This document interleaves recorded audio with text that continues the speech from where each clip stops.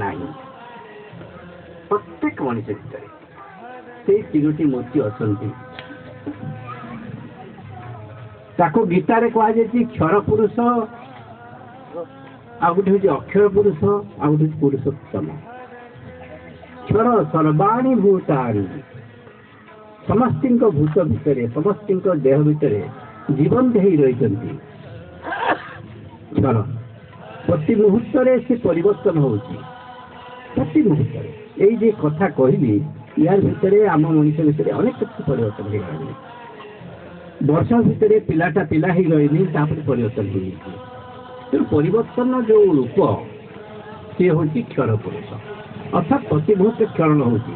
ଆଜି ଶିଶୁ ଥିଲା, କାଲି ଦେଖିବାକୁ ଯୁବକ ହେଲା, ବହୁତ ଫୁଟାଣ ଫୁଟାଣ ଦେଖେଇଲା, ତାପରେ ବୁଢ଼ା ହେଇଗଲା, ତାପରେ ଦେଖିବାକୁ କ'ଣ ନା ବଢ଼ିଗଲା। ବାସ୍ ଏଇ ତ ଜୀବନ। ତେଣୁ ଏଇ ଯେଉଁ କ୍ଷର ପୁରୁଷର ଧର୍ମ ହେଉଛି ଏଇଆ। ଆଉ ସେଇ କ୍ଷର ପୁରୁଷକୁ ବଳରାମ ବୋଲି କୁହାଯାଇଛି। ଆଉ ସିଏ କ'ଣ କହିଛନ୍ତି, ବଳରାମଜୀ ହଳ କହୁଛନ୍ତି। ତାଙ୍କର ଯେଉଁ ଅସ୍ତ୍ର ହେଉଛି ହଳ ଧ୍ୱଜ। ହଳ ହେଉଛି କର୍ମର ପ୍ରତୀକ। କର୍ମ ପ୍ରତୀକ ହେଉଛି ମଣିଷ ନ କଲେ ବଞ୍ଚିପାରିବ ନାହିଁ। କେବଳ ଏଇଟାକୁ କର୍ମ କହୁଛି କି? ପ୍ରତି ଶ୍ୱାସରେ ମଧ୍ୟ କର୍ମ କହୁଛି। ଆମେ ଶ୍ୱାସ ନେଉଛୁ, ଶ୍ୱାସ ଛାଡ଼ୁଛୁ ଏବଂ ଶ୍ୱାସଟା କିଛି ସମୟ ରଖୁଛୁ। ପ୍ରତ୍ୟେକ ମଣିଷ କୀଟ ପତଙ୍ଗ ଠାରୁ ବ୍ରହ୍ମାଣ୍ଡ ସବୁ ପର୍ଯ୍ୟନ୍ତ ସମସ୍ତେ ହିଁ ତାହା କରୁଛନ୍ତି। ତେଣୁ ସେଟା କ'ଣ? ସେ ହେଉଛି ସେ ପ୍ରାଣଶକ୍ତି। ସେ ପ୍ରାଣଶକ୍ତି ହେଉଛନ୍ତି ଭଗବାନ। ସେ ପ୍ରାଣ ହିଁ ଭଗବାନ ଈଶ୍ୱର, ସିଏ ହେଉଛନ୍ତି ଶିବ। ସେ ପ୍ରାଣଶକ୍ତି ନଥିଲେ ଧ୍ୱଂସ ବି ହେଇପାରିବନି, ମରି ବି ପାରିବନି ଲୋକ। ପ୍ରାଣ ବିଷ୍ଣୁ, ଦେହ ରକ୍ଷା ହେଇପାରିବ ନାହିଁ। ପ୍ରାଣ ପିତାମହ, ପ୍ରାଣ ବିଷ୍ଣୁ ପିତାମହ, ଏ ପିତାମହ ବ୍ରହ୍ମା। ତେଣୁ ଏଇ ପ୍ରାଣଶକ୍ତି ହେଉଛି ବ୍ରହ୍ମା ବିଷ୍ଣୁ ମହେଶ୍ୱର। ପ୍ରାଣେନ ଧାର୍ଯ୍ୟତେ ଲୋକ, ଏ ସମଗ୍ର ବିଶ୍ୱ ଯେଉଁ ଶକ୍ତି ଦ୍ୱାରା ବଞ୍ଚିଛି ସେ ହେଉଛି ପ୍ରାଣଶକ୍ତି। ତେଣୁ ପ୍ରାଣେନ ଧାର୍ଯ୍ୟତେ ଲୋକ, ସବୁ ପ୍ରାଣମୟ ଜଗତ, ସମସ୍ତେ ପ୍ରାଣ। ତେଣୁ ଆପଣମାନେ ଯେତେବେଳେ ବ୍ୟକ୍ତିକୁ ଭଗବାନ ଧରି ପୂଜା କଲେ, ବହୁତ କିଛି କରିନାହାନ୍ତି, ଭଗବାନ ଛଡ଼ା କିଛି ନାହାନ୍ତି, କାହାକୁ ପୂଜା କରିବେ? ଅନନ୍ତ କୋଟି ବ୍ରହ୍ମାଣ୍ଡରେ ସେ ପ୍ରାଣଶକ୍ତିଟା ପ୍ରକାଶ ହେଇଛି ଏବଂ ସେ ପ୍ରାଣଶକ୍ତିଟା ଆମ ଶରୀର ଭିତରେ କେମିତି ପ୍ରକାଶ ହେଇଛି? ଶ୍ୱାସ ନେଉଛୁ, ଛାଡ଼ୁଛି, ସେଇଟା ମଣିଷ ଦେହରେ ଶ୍ୱାସ ପ୍ରଶ୍ୱାସ ରୂପରେ ପ୍ରକାଶ ପାଇଛି। ତେଣୁ ଆମେ କ'ଣ ପ୍ରକାଶ ଶ୍ୱାସ ନେଉଛନ୍ତି? ସେଇ ଭଗବାନ ଶ୍ୱାସ ନେଉଛନ୍ତି। ଆମେ ଭାବୁଛୁ ଆମେ ନେଉଛୁ, ଅର୍ଥାତ୍ ମୋ ଏକାଠିଆ ଶରୀର ନା, ଏତିକି ଭୁଲ, ଆଉ କିଛି ନା। ତେଣୁ ଯେଉଁ ଭଗବାନ ସମସ୍ତଙ୍କ ଶରୀରରେ କରି କରାଉଥାଏ ମୁହିଁ, ମୋ ବିନୁ ଅନ୍ୟ ଗତି ନାହିଁ, ତାଙ୍କୁ ସ୍ମରଣ କରିବାର ଅଛି। ସେଇଟା ହେଉଛି ଆମର କର୍ମ, ଏକମାତ୍ର କର୍ମ। କାରଣ ଆମମାନେ ଜନ୍ମ ହେବାର କି ଦୁଃଖ ଆମେମାନେ ହୁଏତ ଠିକ୍ ବୁଝିପାରୁନା। ଯେଉଁମାନେ ମା, ସେମାନେ ଜନ୍ମ ଦୁଃଖ ସେମାନେ ଜାଣନ୍ତି।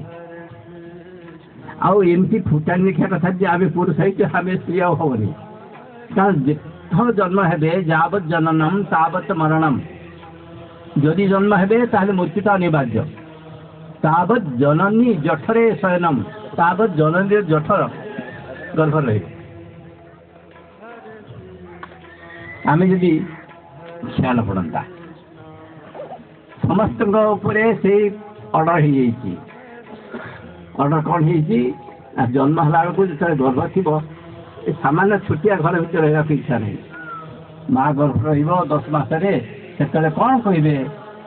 ହେ ଭଗବାନ, ଜାଣିପାରୁଛି 1000 ଜନ୍ମ ଚାଲିଗଲାଣି, ଆଉ 1000 ଜନ୍ମ ପୁଣି ଆସିପାରେ, ତାହେଲେ ଏଇ ମାତୃଗର୍ଭ ଛୋଟିଆ ଗର୍ଭ ଭିତରେ ମୁଁ ରହିବି କେମିତି? କ'ଣ କରେ? ହେ ଭଗବାନ, ମୋତେ କେମିତି ଉଦ୍ଧାର କରିଦିଅ, ମୁଁ ଗଲା ପରେ କ'ଣ କରିବି ନା ଆପଣଙ୍କୁ ସ୍ମରଣ କରିବି, ଆଉ କିଛି କାମ କରିବିନି।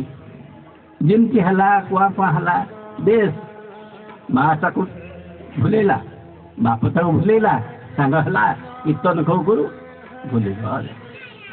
ତେଣୁ ଚୈତନ୍ୟ ଦେବ ଆଜିକି ପ୍ରାୟ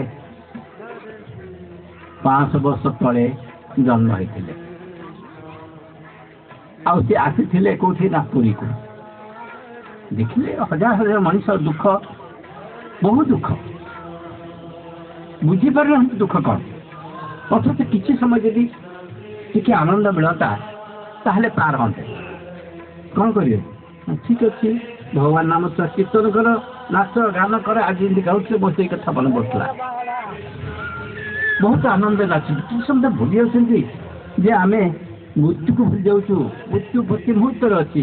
କୋଉ ମୁହୂର୍ତ୍ତରେ ଯେ ସେ ଆସିବ ନାହିଁ, ଆମକୁ ଯେ ଆକ୍ରମଣ କରିବନି ଏମିତି କଥା ନାହିଁ। କିନ୍ତୁ ଆମେ କିଛି ଭୁଲି ଯାଉଛୁ, ମୃତ୍ୟୁକୁ ଭୁଲୁଛୁ। ଅଥଚ ସେ ମୃତ୍ୟୁକୁ କିଛି ବଡ଼ କଥା ନୁହେଁ। ମୃତ୍ୟୁ ତ ଫେରେ ଆସିବୁ କି? ହଁ ଆସୁଛୁ। ଆଉ ଫେର ଯନ୍ତ୍ରଣା। ତାହେଲେ ଗୋଟିଏ ମଣିଷ ଜୀବନଟା କ'ଣ? ମଣିଷ ଜନ୍ମ ହେଉଛି, ଗୁଡ଼ାଏ କଷ୍ଟ ଭୋଗ କରୁଛି, ତାପରେ ମରିଯାଉଛି। ବେଶ ଫେର ରିପିଟେସନ୍। ତେଣୁ ତାକୁ ପାର ହେବା ପାଇଁ ଯେଉଁ କର୍ମ, ତାକୁ ଭଗବତ ଗୀତାରେ କର୍ମଯୋଗ ବୋଲି କୁହାଯାଇଛି। ତାହା ହେଉଛି କ୍ରିୟା, ତାହା ହେଉଛି ପ୍ରାଣ କ୍ରିୟା।